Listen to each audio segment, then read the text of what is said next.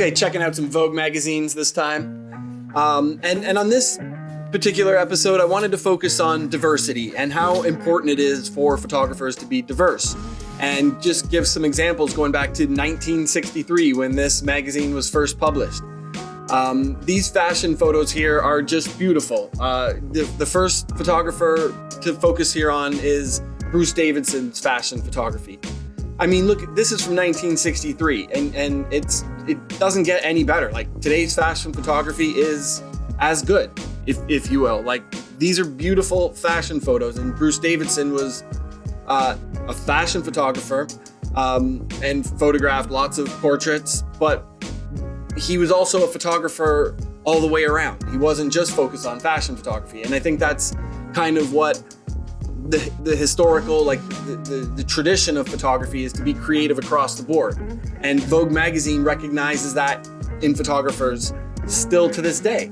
They're not looking for people who specialize. They're looking for photographers who love photography. This is another example of Bruce Davidson's work, which was popularized by the Beastie Boys later on with Ill Communication.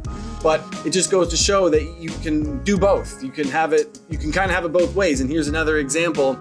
This is William Klein's work. William Klein is very well known for his street photography, but not a lot of people were shooting backlit fashion at the time. And the fashion photographers to this day copy this style. Like, you could publish this in a magazine today and you people wouldn't know the difference. They wouldn't know this was published in 1963 because photographers are still referencing this work. But here's some more of William Klein's work. So you can see that they were not just in the studio making pictures, but they were in the street making amazing photos all the same. And here's some work by Bert Stern, who took the most amazing portraits you can imagine, getting up close with people. But Bert Stern was really known for his work with Marilyn Monroe and being really creative with her. And here's some more examples of some backlighting that is, perfect to this day. It's just beautiful.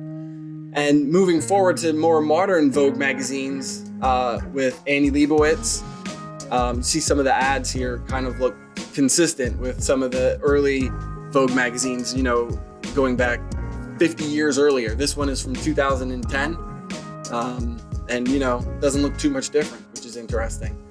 But the point is that the photographers who shoot these ads, if you look at their personal work, it's very consistent. There's always a lot of personal work.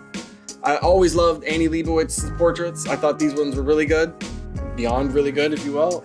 They're the best in the world. They're featured in Vogue magazine.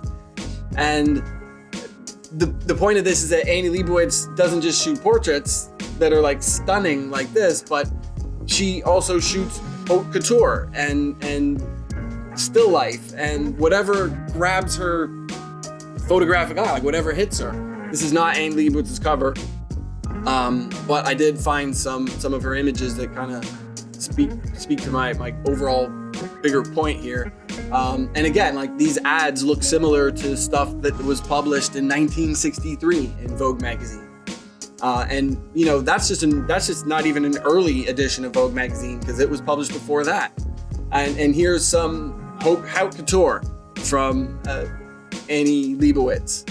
So from portraits to this sort of like high fashion to fun story about this cover right here, which Annie Leibovitz shot. I was a photo assistant with George Lang, and George Lang lost the film for this photo, and he had to go back to the airport and get it. I'll share that story another time. But anyway, that was Annie Leibovitz's cover for Rolling Stone. And then this is one of my favorite books of all time, Annie Leibovitz's Pilgrimage, which has very few pictures of people, and I would say almost none.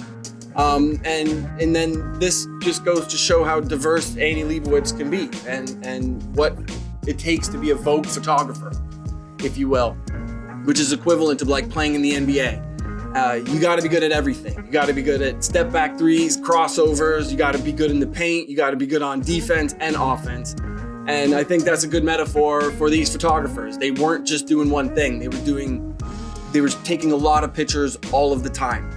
And the bigger point here is for young photographers and people listening and artists in general is you just got to do work all the time. You just got to be out there. Just keep it going. Just keep it moving.